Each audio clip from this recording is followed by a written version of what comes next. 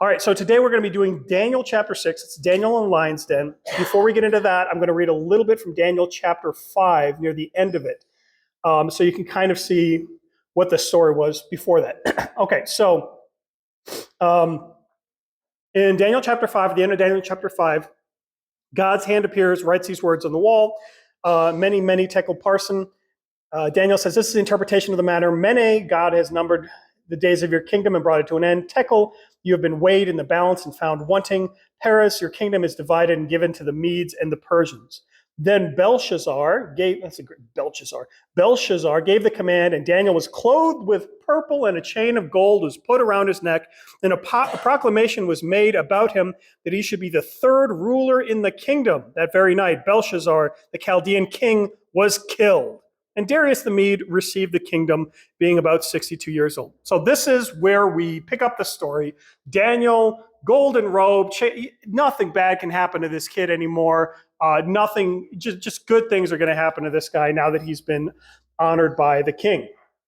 Daniel chapter 6. It pleased Darius to set over the kingdom 120 satraps to be throughout the whole kingdom, and over 3 presidents, of whom Daniel was one, to whom the satraps would be given account, so the king might suffer no loss.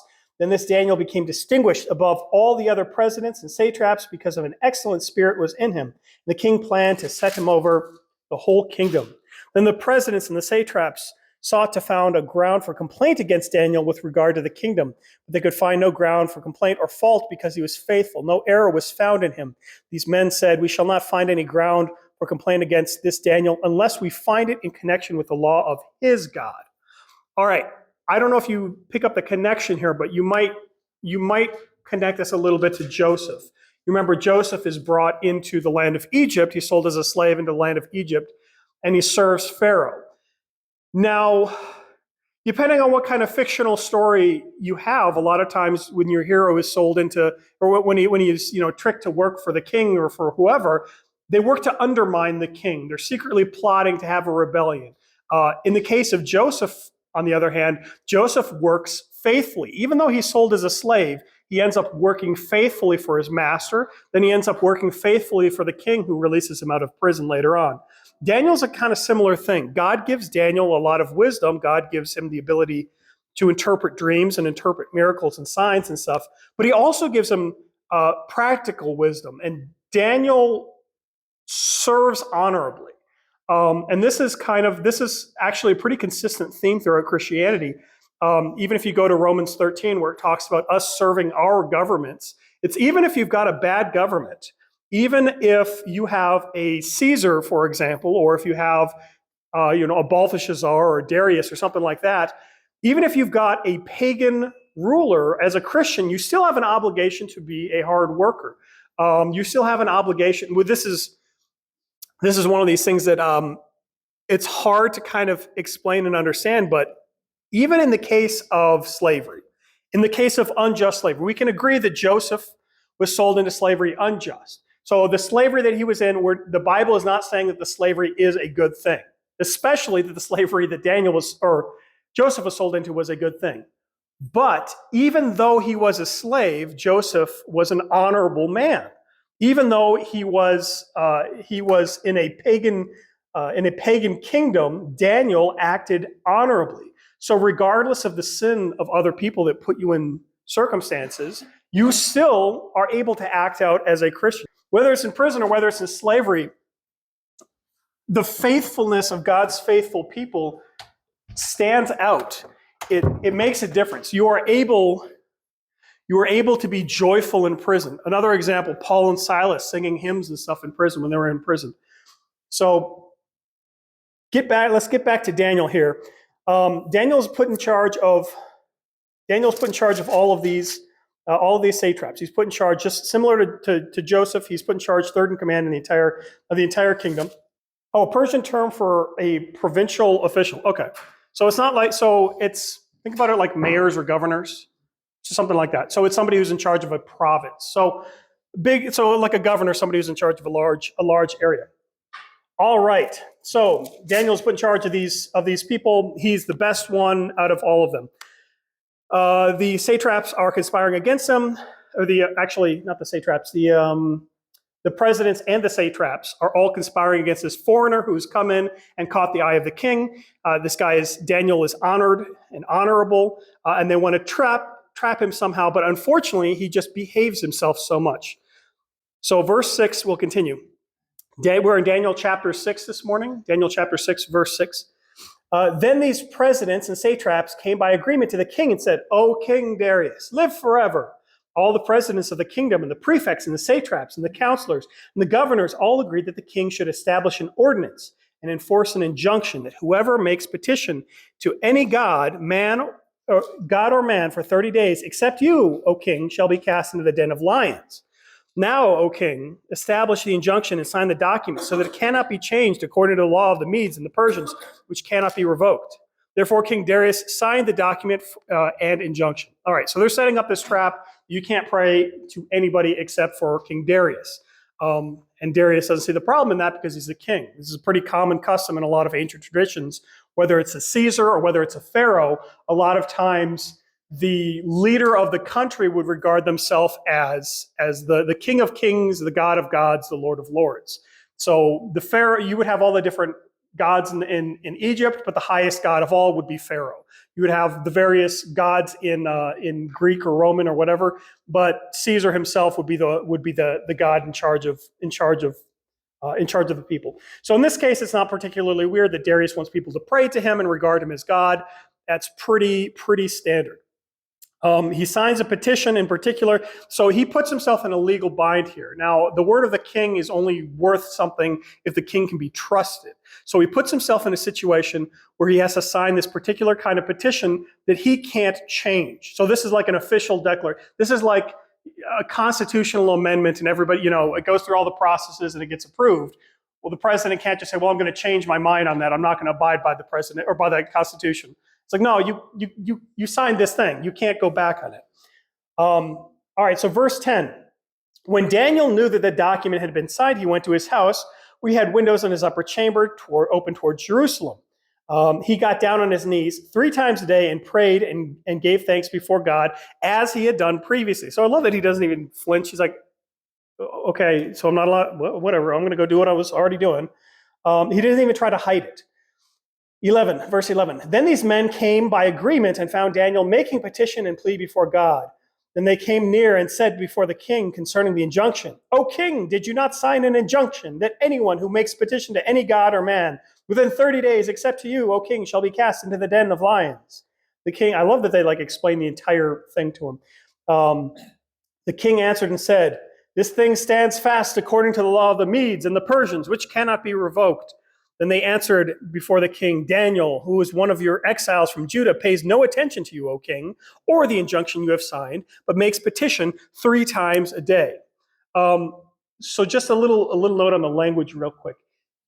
You'll see a lot of times in the book of Daniel, you'll have phrases repeated. Daniel, I'm not going to say it's a poetic book, but there's cadences in it, like the fiery furnace, the fiery furnace. There are things that they'll say almost as if it's a brand name, like you have to say the entire name. And in this case, you've got the injunction, what is in the injunction, and the statement that it cannot be revoked. Because I really want you to pay attention to say, keep in mind, he cannot change this law, and this is what this law does. You remember that law? Imagine you're teaching this story to your children. It's like the Bible wants you to teach your children these things. It's like, all right, now remember, he can't pray to anybody, and Darius can't change the law. So then he prays. Now they go to Darius and said, here's the law. Remember, you can't pray to anybody, and Darius can't change the law. So they repeat this a few times. All right, verse 14, Daniel chapter 6, verse 14. Then the king, when he heard these words, was much distressed and set his mind to deliver Daniel. And he labored till the sun went down to rescue him. And these men came by agreement to the king and said to the king, "Know, O king, that it is a law of the Medes and the Persians, and no injunction or ordinance that the king established can be changed." Again, this repetition, this is, and he had big teeth, and he was scary, and it was, you're building up this monster that, how can he overcome this? Verse 16, then the king commanded, and Daniel was brought and cast into the den of lions. The king declared to Daniel, "May your God, whom you serve, continually deliver you."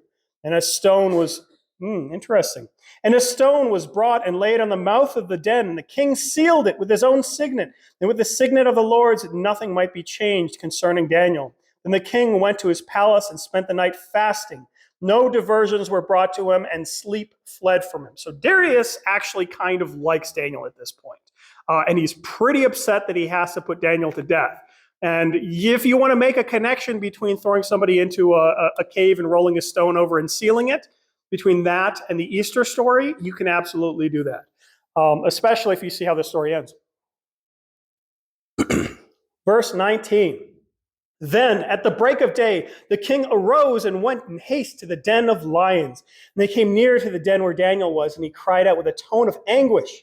The king declared to Daniel, "O Daniel, servant of the living God, has your God, whom you serve continually, been able to deliver you from the lions?"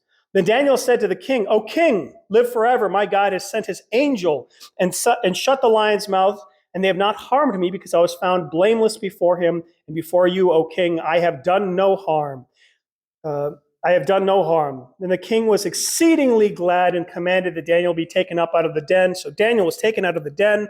No kind of harm was found on him, because he had trusted in his God. The king commanded, and those men who had maliciously accused Daniel were brought and cast into the den of lions, they and their children and their wives. And before they reached the bottom of the den, the lions overpowered them and broke all their bones in pieces. That's such a, I mean, again, if you're telling this story to the kids, like, yeah, they got their comeuppance. The cartoon version that I've got, that I read my kids, they're familiar with the story of Daniel and the lions, but they don't get the end part. And all their bones are broken to pieces. Yeah.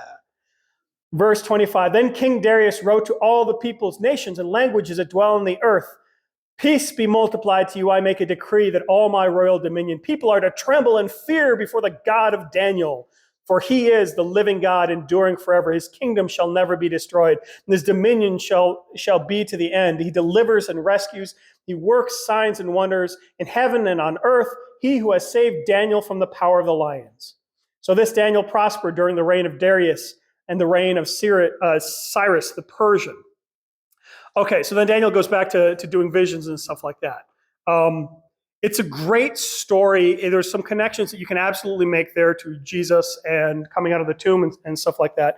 In fact, what I would actually like to do is, because we have time, I actually want to do the Shadrach, Meshach, and Abednego. I want to do the fiery furnace, because it's very similar in a lot of respects. It's the same. I mean, it's a different king. It's Nebuchadnezzar, so it's going to be earlier. It's almost the same sort of trap. It's in Daniel chapter 3, if you want to turn to that. Daniel chapter 3. Now, this is a great story to tell you about God protecting, but this does not necessarily mean that no harm will ever come to any Christian who asks for it. Sometimes God does allow John the Baptist to die, for example. John the Baptist was in prison and he died. Peter was in prison and God brought him out of prison. So sometimes God allows the saints to be brought directly to heaven, and sometimes he's still working on them and doing stuff with them, so he keeps them on the earth. The reason Daniel is protected is, I'm sure that there's some sort of probably the higher critics would look at the story and say that it was all a fabricated fiction. If they didn't, they would say, well, Daniel had some sort of trick. He was an animal handler or something like that, and he was able to control the lions. And no, it just doesn't wash.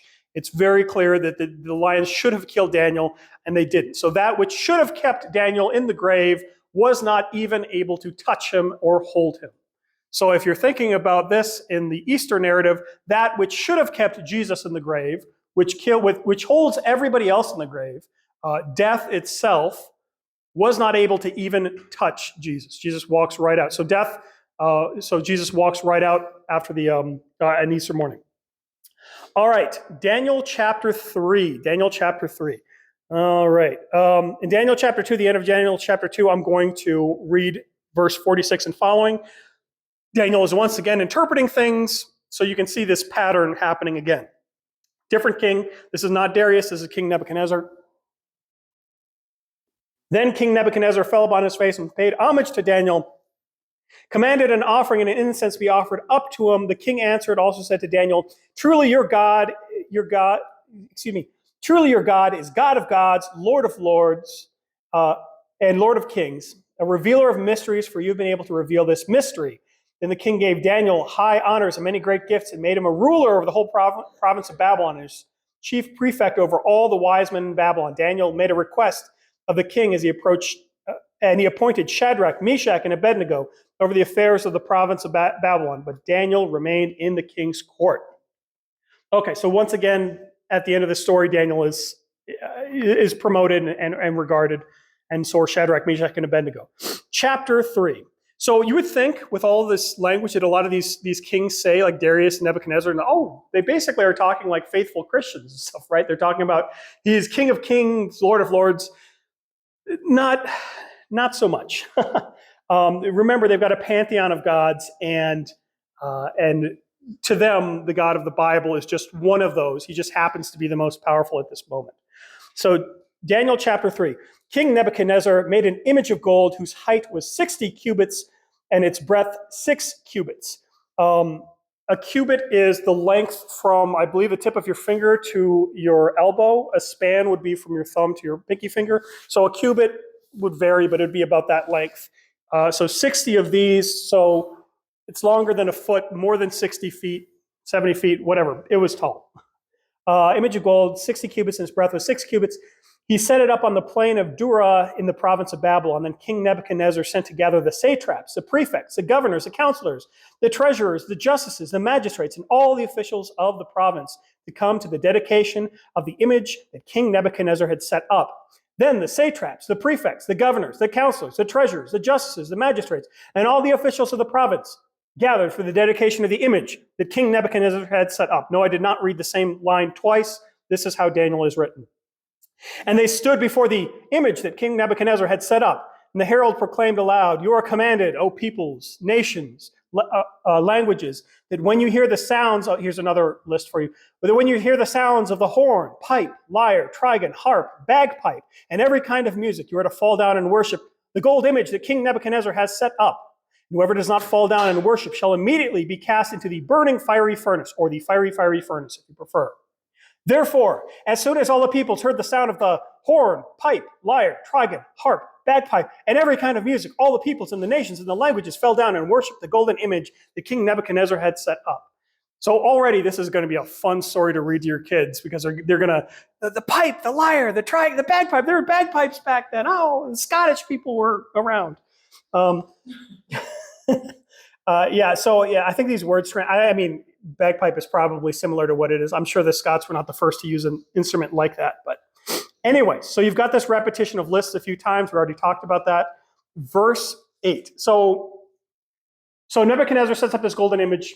You all have to worship it. You all have to participate in a pagan thing. So whereas Daniel in the lion's den, Daniel is forbidden from praying to his God. In Shadrach, Meshach, and Abednego, the fiery furnace, they are commanded to do something sinful. So whereas Daniel is forbidden from doing something righteous, these three are commanded to do something sinful. Obviously, you bow to no other God. There is only one God. All right, verse 8. Therefore, at that time, certain Chaldeans came forward and maliciously accused the Jews. They declared to King Nebuchadnezzar, O king, live forever. You, O king, have made a decree that every man who hears the sound of the horn, pipe, lyre, trigon, harp, bagpipe, and every kind of music shall fall down and worship the golden image. And whoever does not fall down and worship shall be cast into a fiery furnace. There are certain Jews whom you have appointed to the affairs of the province of Babylon, Shadrach, Meshach, and Abednego. These men, O king, pay no attention to you. They do not serve your gods or worship the golden image that you have set up. I do wonder if they use this entire phrase, or if this is kind of just a way of telling the story, where they specifically listed off all of the musical instruments every time they brought up the command. I'd like to think that they did.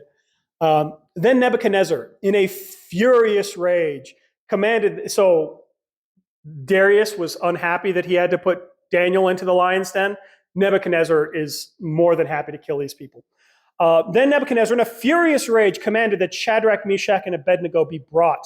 So they brought these men before Nebuchadnezzar.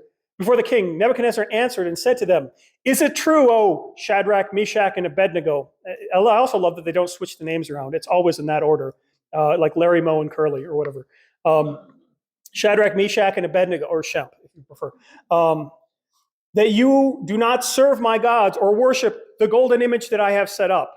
Now, if you are ready, when you hear the sound of the horn, pipe, lyre, trigon, harp, bagpipe, and every kind of music, to fall down and worship the image that I have made, well and good. But if you do not worship, you shall immediately be cast into the fiery furnace. And who is the God who will deliver you out of my hands? This is a leading question. If you're teaching a Sunday school class to kids, who can deliver them out of, it's like Nebuchadnezzar just setting it up for them. What kind of God could possibly deliver you from the fiery furnace? I really want to think that it's trademarked, the list of instruments and the image that I have set up, that he has to say the whole name, contractually obligated. Shadrach, Meshach, and Abednego, that's also, you can't separate those.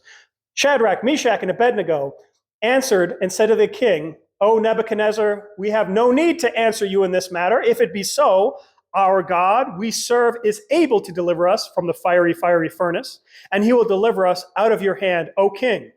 But if not, be it known to you, O king, that we will not serve your gods or worship the golden image that you have set up."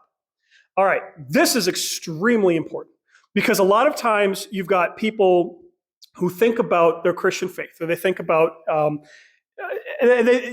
harm coming to them. Sometimes as missionaries, let's say you're going to a hostile country or a hostile tribe or something like that, God probably hasn't come to you in a dream and said, "I will protect you from their spears and their arrows," and stuff like that. That it has happened. It has happened that people have been protected in miraculous ways. But in this instance, this is one of these instances that we see in the Bible that God did not come to Shadrach, Meshach, and Abednego and tell them in advance, "Go confidently into the fiery furnace, for I will protect you from any harm." He does do that in other times. But Shadrach, Meshach, and Abednego were left to trust God. So they knew that this situation was going to be bad, and they knew that there were two possible outcomes. Either God would protect them in the furnace, or God would protect them by bringing them into heaven. They didn't know which one it was going to be. And this is important, I feel. Well, for me, this is really important because a lot of times, who knows, maybe you'll be put in a situation one day where your faith is going to be tested, and you don't have the confidence of knowing, well, I know God's going to let me walk out of here unscathed. And these people didn't know either. This is one of the most famous stories of God protecting people from obvious harm, and they didn't know in advance whether or not God was going to do this thing. Whereas something like Elijah calling down fire in front of the prophets of Baal, I'm pretty sure he knew in advance that God was going to do that thing. So he knew, God communicated to him some way that he was going to do some miracle. In this instance, these people, they did not receive communication that God was going to do some miracle. This is one of the reasons why I don't have healing services and snake handling services and stuff like that. Because God has never once said to me, "By the way, pastor, everybody on whom you lay your hands will be physically healed of all of their ailments. And by the way, you are free to test God by getting bitten by snakes, and the venom will never affect you." So God never communicated that to me. So if there's a bunch of snakes, I might just die. Or I might not. I don't know yet. We'll find out. But I'm not going to put God to the test by specifically putting myself in that situation. Now, in the case of Elijah, he's not putting God to the test with the fire down from heaven. He knows God is going to call down fire from heaven. In fact, it's probably God's idea in the first place. In the case of Shadrach, Meshach, and Abednego, they take the humble approach of saying, "Well, you know what? God didn't reveal to me how this is going to work out, but I'll tell you what, it's going to work out. No matter what, we're going to trust in God." Another example, if we were doing the one-year lectionary today, they have the binding of Isaac. So Abraham brings Isaac up onto the mountain. He believes that he's actually going to kill Isaac. And then later on, and I think the book of Hebrews, or Galatians, I don't remember. I think it's Galatians or something like that. I think Paul writes about Abraham, and he says, Abraham thought he was actually going to kill Isaac, but he didn't. I don't want to say he didn't worry, but he wasn't afraid because he knew that even if he killed Isaac, God would bring him back. So he knew that even if he lost his son, God would return his son because God had promised that this son would be the son of promise. So Abraham didn't know how the binding of Isaac was going to turn out. Shadrach, Meshach, and Abednego didn't know how the fiery furnace was going to turn out. They just knew that whatever happened, God was in control. And so this is the faith that we can have, unless you're getting messages directly from God, which could happen, but probably don't. If you're put in a situation where you've got sickness or persecution or something like that, it is perfectly acceptable to say, you know what, I don't know how this situation is going to pan out. God knows. Well, I'm excited to see how he does it. They were probably not positively excited. This was probably terrifying for them, but they said they trusted in God. And I've got a kid's book, like a cartoon version of the Bible stories and stuff that I read to my kids every night. And I love in this story that they included this line that they say, that Shadrach, Meshach, and Abednego says, God might not protect us from the fire. He could do it. He might not, but to his glory either way. So that's the kind of confidence that we can have. We don't have to wait until God tells us exactly how things are going to happen. We can actually trust in him. Okay. Verse 19. Okay, so Nebuchadnezzar is such a character. What do you think his response is when they say, yeah, you know what, you could throw us in the furnace. God might protect us, might not, who knows? Why don't you go ahead and do it, see what happens. Verse 19, then Nebuchadnezzar was filled with fury, and the expression on his face was changed against Shadrach, Meshach, and Abednego. He ordered the furnace heated 7 times more than it was usually heated. And he ordered some of the mighty men of his army to bind Shadrach, Meshach, and Abednego and cast them into the fiery furnace. Then these men, bound in their cloaks, their tunics, their hats, and their other garments, they were thrown into the fiery furnace. Because the king's order was urgent and the furnace overheated, the flame of the fire killed those men who took up Shadrach, Meshach, and Abednego. And all these 3 men, Shadrach, Meshach, and Abednego, fell bound into the burning fiery furnace. Dun, dun, dun. Find out what happens next week. No, so the fiery passion of Nebuchadnezzar, he doesn't care who he kills to kill these people. He picks some of his best men and lets his best men get incinerated just so he can kill these 3 people who made him so angry. This is a guy who's got a temper. Verse 24, then King Nebuchadnezzar was astonished and rose up in haste. He declared to his counselors, did we not cast 3 men bound into the fire? And they answered and said to the king, true, O king. He answered and said, but I see 4 men unbound and walking in the midst of the fire, and they are not hurt. And the appearance of the 4th is like a son of the gods. Wonder what's going on there. Now, you may recall from Daniel in the lion's den how Daniel was saved. Now, Daniel did not say, and God gave me the power to tame the lions. And God protected me, and I ran circles around the lions, and I was able to Spider-Man climb my way under the ceiling, and they couldn't touch me. How specifically was Daniel saved from the lions? You remember? God shut the lion's mouth. Specifically, he sent his angel. So not just an angel. He sent his angel. Now, if you'll recall, the angel of the Lord, refers to somebody who is sometimes bowed down to and worshiped as God, is regarded as the Lord himself. We call this the pre-incarnate Christ, or a theophany. So Jesus was incarnate and born in Bethlehem. But before that, the second person of the Trinity, the Son of God, already existed. And he interacted with people in the Old Testament, kind of a lot, actually. Once you start looking for it, you see him everywhere. So a son of the gods. So remember, Nebuchadnezzar thinks there's a bunch of gods. If he knew what he was saying, he would have said, he looks like the Son of God. The Son of God is standing in the fire and protecting Shadrach, Meshach, and Abednego.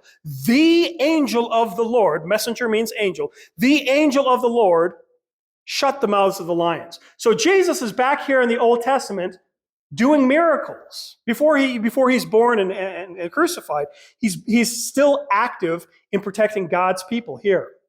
So let's verse 20. So yeah, Nebuchadnezzar is I mean, there's really no excuse for saying, well, the fire wasn't hot enough, or maybe they hid somewhere in the furnace where they were protected from the flame. Like the people who brought The three people who brought, or the strong men who brought the three men to the fire, they died by being close to the furnace. There is no reason why Shadrach, Meshach, and Abednego should have survived by any natural means. To make this more abundantly clear, then Nebuchadnezzar came near the door of the fiery furnace and declared, Shadrach, Meshach, and Abednego, servants of the Most High God. Yep, he got it right this time. Come out and come here. Then Shadrach, Meshach, and Abednego came out from the fire. And the satraps and the prefects and the governors and the king's counselors gathered together and saw that the fire had not any power over the bodies of these men. The hair on their heads was not singed. Their cloaks were not harmed, and no smell of fire had come upon them. Nebuchadnezzar answered and said, Blessed be the God of Shadrach, Meshach, and Abednego, who has sent his angel, again, that word, and delivered his servants who trusted in him, and set aside the king's commands and yielded up their bodies rather than serve and worship any god except for their own God. Therefore, I make a decree. Any people, nation, or language that speaks anything against the God of Shadrach, Meshach, and Abednego shall be torn limb from limb and their houses laid in ruins, for there is no other God who is able to rescue in this way. And the king promoted Shadrach, Meshach, and Abednego in the province of Babylon. So you might have noticed a couple of similarities in those stories. I didn't see specifically that the other people got thrown in the fiery furnace. That would have been just like the Daniel and the Lion's Den thing. But still, it's a good ending. It's a good ending. Well, Nebuchadnezzar dies eventually. He has a bunch of dreams. He's humiliated. And he dies and is replaced by King Darius. So Daniel lives through more than a few kings here. But Nebuchadnezzar, if nothing else, is remembered for his fiery temple and his fiery temper and his fiery furnace. I'll read the beginning of Daniel chapter 4 as well, because this is kind of connected. King Nebuchadnezzar to all peoples, nations, and languages that dwell on the earth. So this is his message. Peace be multiplied to you. It has seemed good to me to show the signs and wonders that the Most High God has done for me. How great are his signs, how mighty are his wonders. His kingdom is an everlasting kingdom, and his dominion endures from generation to generation. Again, Darius says a similar thing after realizing that Daniel's God is indeed the one true God. I don't think necessarily that this means that Darius and Nebuchadnezzar were converted to the one true faith. I think at least best case scenario, Nebuchadnezzar is acknowledging he thinks that there are still multiple gods, but one God just happens to be better. Or Daniel's God is effective. Or Shadrach, Meshach, and Abednego's God is an effective God, whereas these other gods are less reliable. There we go. So that's Daniel and the Lion's Den and Shadrach, Meshach, and Abednego. Those were Daniel's friends. There's other stories about them. There's stories like when there's a contest of, I used to make my mom so mad with this one. There's a contest for who can gain the most muscle or whatever, basically. So I think it's Daniel, Shadrach, Meshach, and Abednego, or it's Daniel and two of the three. They're getting pampered, and they're saying, well, actually, we're not going to eat any meat or drink any wine like all of your royal guards and stuff do. We're just going to eat vegetables and drink water, and God's going to make us stronger than you. And I don't know who the king was at this point. Probably Nebuchadnezzar basically says, okay, I'll do that. I'll take your bet, and I'll feed you guys nothing but vegetables and water. And he feeds the guards meat and wine. And behold, Daniel and his friends were much more healthy, like way more healthy than the other ones. All right. So I brought up this story one time in the presence of my mom, and I said, see, this is proof that only by a miracle can vegetables make you strong. Otherwise, it is only by God's gracious omnipotence that vegetables can do any good for you, because the wisdom of the Bible says that meat and wine are what make a man strong. And broccoli, yeah, only broccoli in a miracle, but not broccoli on itself. So yeah, she was, she wasn't actually mad, but she was irritated. She says, that's not the point of the story. I said, I know, but that's the point that I'm going to take away, because I wanted to have meat for dinner.